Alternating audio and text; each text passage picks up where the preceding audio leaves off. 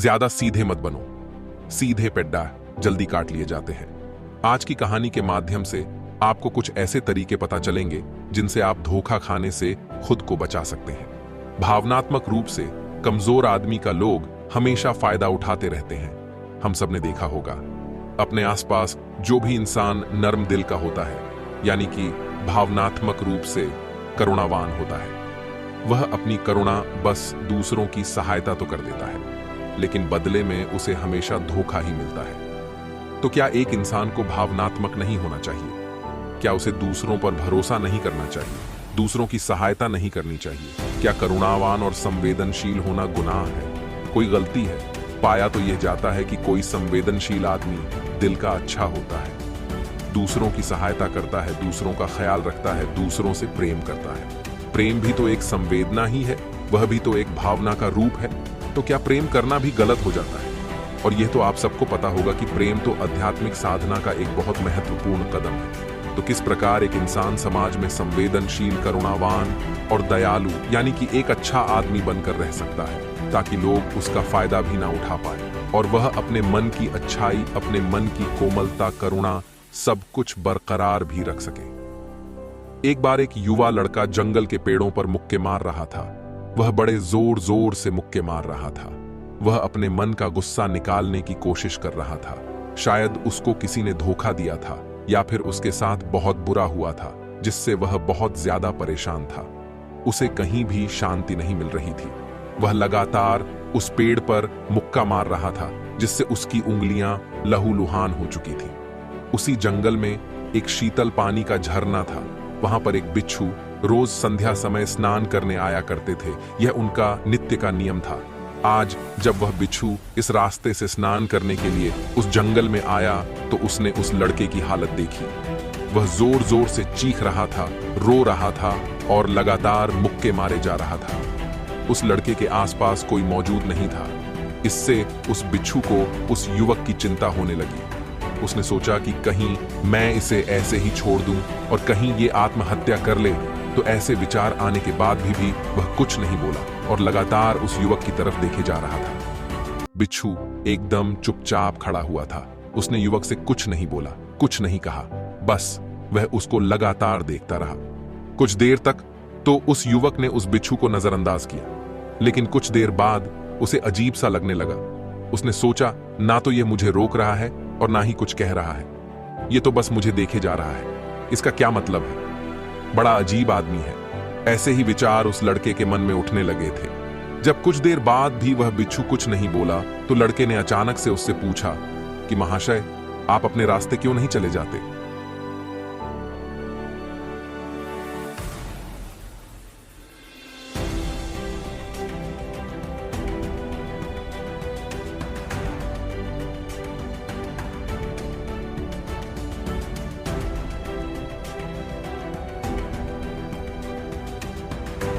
आपको क्या मतलब?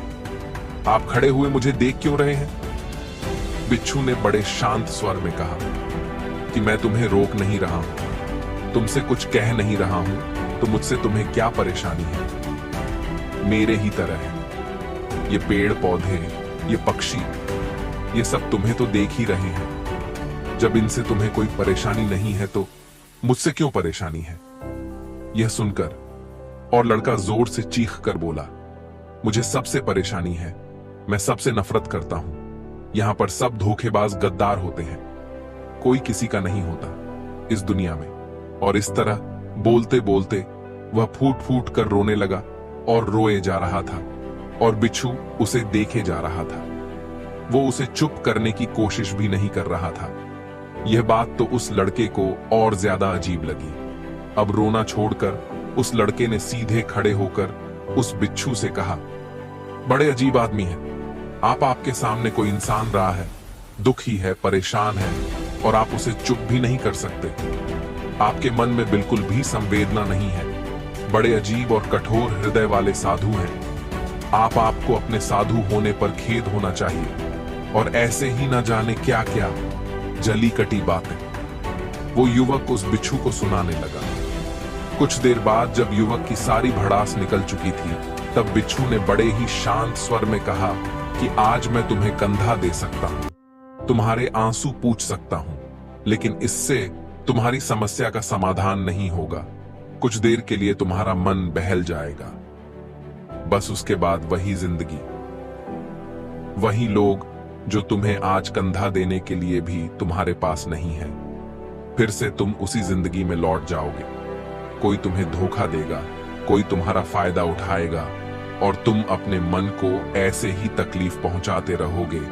तो आंसू पोंछने की बजाय तुम्हें मुझसे कुछ ज्ञान की बातें लेना चाहिए, जिससे तुम्हें जीवन में कोई भी धोखा ना दे सके, तुम्हारी अच्छाई का कोई भी फायदा ना उठा सके। याद रखना, आंसू पोंछने वाले तो तुम्हें बहुत मिल जाएंगे, लेकिन ज्ञान और सही समझ देने वाला कभी कभी कोई इंसान मिलता है। बिच्छू ने उसे बताया कि मैं पास ही के झरने में स्नान करने के लिए जा रहा हूं। बड़ा ही शीतल पानी है वहां का। अगर तुम चाहो तो तुम भी मेरे साथ चल सकते हो। यहाँ पर अकेले परेशान होने से अच्छा है कि तुम झरने की शीतल पानी में स्नान करो, जिससे तुम्हारा दिमाग, मन, मस्तिष्क और तुम्हारा शरीर सब कुछ पवित्र हो जाएगा। ये सुनकर वो लड़का उस बिच्छू के पीछे पीछे हो लिया। जंगल के बीचों बीच रास्ता झरने की तरफ जाता था। जंगल में सन्नाटा छाया हुआ था। उनके पैरों तले सूखे पत्तों की चरमराने की आवाज पूरे जंगल में गूंज रही थी। आज पूर्णिमा की रात थी और आसमान में चांद अपनी उजली रोशनी उस जंगल में फेंक रहा था। उस रोशनी में दोनों उस झरने की तरफ बढ़ते चले जा रहे थे।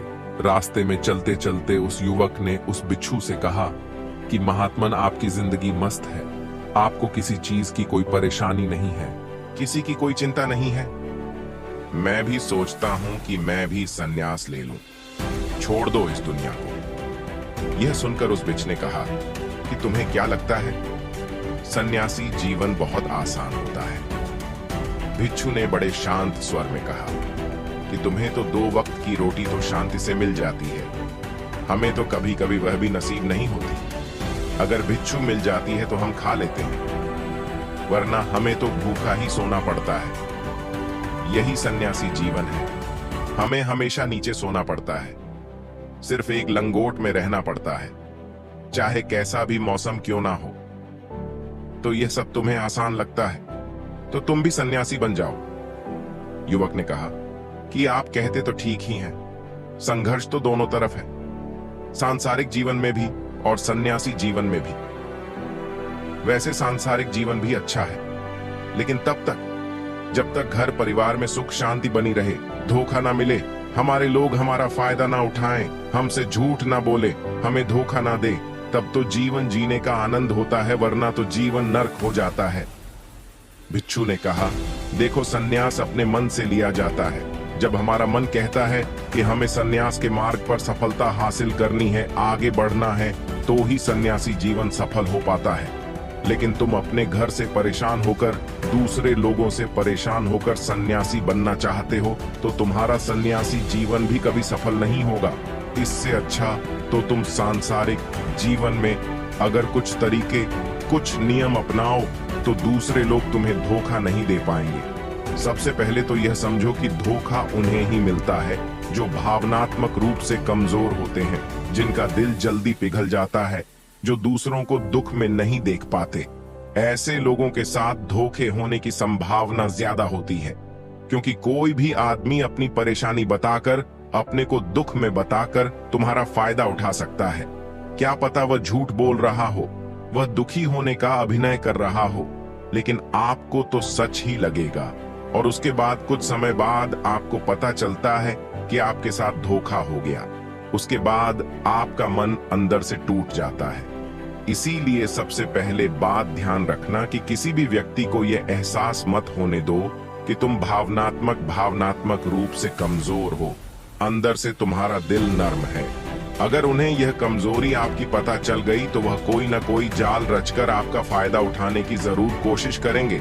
चाहे आप अंदर से संवेदनशील हो, दूसरों की मदद करने वाले हो, लेकिन किसी को एहसास मत होने दो, ऊपर से कठोर बने रहो। जब लोगों को लगेगा कि इससे कुछ बोलने का फायदा ही नहीं है, ये आदमी कठोर है, नहीं पिघलेगा, तो खुद ब खुद वो लोग जो झूठे हैं, जो मक्कार हैं, वो आपके पास आएंगे ही नहीं। वो उन्हें चुनेंगे जो उनके आसान शिकार होंगे। दूसरी बात समझने की ये होती है कि हम बहुत जल्दी दूसरों पर विश्वास कर लेते हैं और हमारी जल्दी विश्वास करने की आदत ही हमें हानि पहुंचाती है। 2 दिन तुम्हें किसी से मिले हुए नहीं होते और तुम एक दूसरे के हो जाते हो, एक दूसरे पर पूरा भरोसा करने लग जाते हो और यह भरोसा तीसरे दिन टूट भी जाता है और फिर तुम्हें धोखा मिलता है और फिर तुम परेशान होते हो। इसीलिए समय दो। किसी भी चीज को, किसी भी रिश्ते को आगे बढ़ाने के लिए समय की जरूरत होती है। समय के साथ तुम्हें सामने वाले इंसान की अच्छाई और बुराई पता चलती है। तब तुम्हें पूर्ण रूप से पता चलता है कि इंसान वास्तव में कैसा है, अच्छा है या बुरा है, और वह कुछ समय देने के बाद ही होता है। इसीलिए जल्दी किसी पर विश्वास मत करो। अगली पहचान या अगला तरीका समझने के लिए तुम्हें ऐसे लोगों को समझना होगा जो दूसरों की चापलूसी करते रहते हैं। कुछ लोगों की आदत होती है चापलूसी करने की। आपके सामने आपकी बढ़-ढाई करेंगे, आपके बारे में अच्छा अच्छा बोलेंगे और आपको लगेगा कि यह इंसान कितने अच्छे हैं, मेरे से कितना प्यार करते हैं। लेकिन वास्तव में उनकी वह चापलूसी एक जाल होती है ताकि वह आपका दिल जीत सके, और उनको चापलूसी करने का मौका तभी मिलता है जब आप दिखावा करते हैं। अगर आप उनकी चापलूसी से प्रभावित ही नहीं होंगे तो कुछ समय बाद वो चापलूसी करना बंद कर देंगे। इसीलिए किसी के सामने दिखावा मत करो, वरना आप तो आकर्षण के केंद्र बन जाते हो। लोगों को लगता है कि शायद इसके पास बहुत ज्यादा धन संपदा है, इसीलिए इतना दिखावा कर रहा है, और इसी वजह से जो लोग आपका फायदा उठाना चाहेंगे वो आपके करीब आने की कोशिश करेंगे, आपके चापलूसी करने की कोशिश करेंगे। अगला नियम बताते हुए बिच्छू ने झरने की तरफ इशारा किया। वो झरने के पास पहुंच चुके थे। युवक को भी एहसास हो चुका था क्योंकि वहां पर ठंडी ठंडी हवा चल रही थी। ढलान की तरफ जाते हुए बिच्छू ने कहा कि सांसारिक जीवन में एक बात समझने की ये होती है कि हम जिसकी सहायता कर रहे हैं, चाहे किसी भी रूप में, धन से, शारीरिक रूप से, या जिस भी अवस्था में हम किसी की सहायता कर रहे हैं, तो हमें यह ख्याल रखना चाहिए कि सामने वाला वापस कभी भविष्य में हमारी सहायता करने योग्य है कि नहीं है। अगर किसी को पैसा उधार दे रहे हो तो यह समझो कि उसके पास आय का कोई साधन है कि नहीं है। कल भविष्य में वह तुम्हें वापस कर पाएगा कि नहीं कर पाएगा। अगर वह नहीं करेगा तो तुम्हें तकलीफ होगी, तुम्हें दुहक होगा। ऐसे तो इंसान करुणा बस भिखारियों को भी भीख देता है, लेकिन वह गलत नहीं है, क्योंकि जो भी पैसा अपने सामने वाले को दिया है उससे आपके ऊपर कोई ज्यादा प्रभाव नहीं पड़ेगा। अगर वह आपको वापस भी नहीं लौटाएगा तो अगर किसी ऐसे इंसान को पैसा देना है जो कभी वापस नहीं लौटा पाएगा तो उतना ही देना जिससे तुम्हारे ऊपर ज्यादा दबाव न बने। अगर वो वापस भी न लौटाए तो तुम्हें ज्यादा दुख न पहुंचे। अब तक वो दोनों झरने पर पहुंच चुके थे। दोनों ने अपने कपड़े उतरे और उस झरने के शीतल पानी में कूद पड़े। पानी बहुत ठंडा था